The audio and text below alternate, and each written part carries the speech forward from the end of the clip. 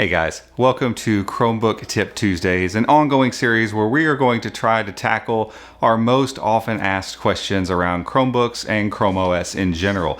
This week we're going to tackle the topic of whether or not you should make the jump to the beta, dev, or canary channel, what those things even are, and if it would be a good fit for you to try out.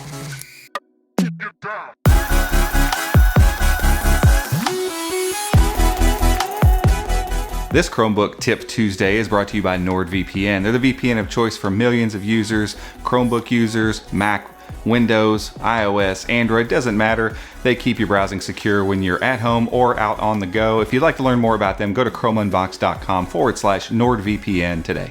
So, real quick, what are the differences? Beta is just a step up from stable. So it usually is going to be one version of Chrome OS ahead of where stable is. So for instance, as we're filming this right now, Chrome OS stable is in 76, beta is in 77, and dev is in 78. It's not always that clean cut, it doesn't always stay that way, but in general it's usually one version up as you move up the chain. And beta in general is going to be quite a bit more stable than the developer channel. So you'll get some new features, you're going to get to kind of be a beta tester without having to sign up for anything. You just hop over to the beta channel, let it do its update, and you can kind of mess around with some new flags and some new features that are coming in the next version of Chrome OS. If you step up to the developer channel, things can get a little more rocky, and depending on how long a specific version of Chrome OS has kind of been hanging out in the developer channel, kind of can tell you how much more stable it's going to be. So right now, as we're getting ready to upgrade, for instance, to Chrome OS 77, beta will move to 78, developer will move to 79. When that happens, beta and dev both can be a little bit buggy because they're bringing all the new stuff around and they're trying all kinds of new stuff. As we get towards the end of that 6-week update cycle, generally, these channels can kind of settle in and be a lot more friendly to the user. And so if you want to try stuff out and you want to jump to dev and you're just not sure, or it's your work Chromebook or it's a Chromebook that you have to use for stuff every single day, I would say wait till the end of the update cycle like we're in right now and jump up to that dev channel and try it out for just a little bit. And again, you can jump right back to the stable channel. What I would recommend is jumping to beta first, seeing if the feature you're looking for is there, and then going to dev after that. As you move up the chain, you don't have to wipe any of your local data. Everything's the same. You literally just reboot your device and boom, you're in the new channel with all the new features. We do have the Canary channel, and I would have to recommend no one really go there. If you're a developer, obviously you know this stuff already.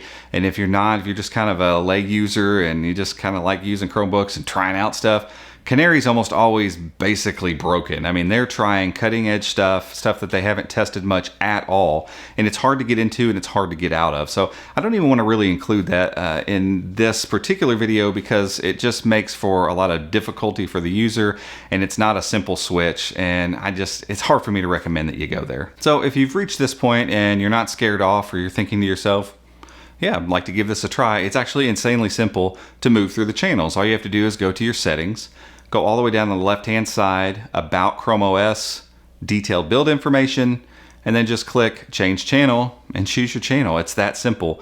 Again, I'd recommend starting with the beta channel. Unless you know you've got to go to dev, then fine, go to dev.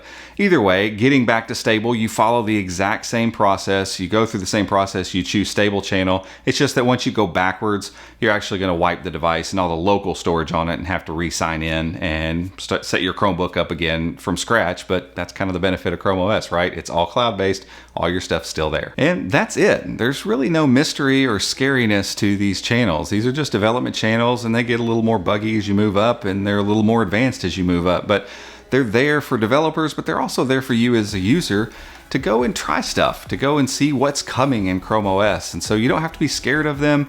You don't have to be worried about them, because again, worst case scenario, you roll back to stable, you re-sign in, and you're back to where you started. Just again, keep in mind that your local storage will get wiped once you move backwards to stable. And if you keep that in mind and you've made the proper contingencies and backed up the things you need to, then you'll be in good shape and you can go and explore and try new stuff in Chrome OS. And don't forget to go to chromeunbox.com, because we're constantly moving through these channels, searching for new features. And if you read about something there, now that you've seen this, you can go, hey, I'm gonna go try it too.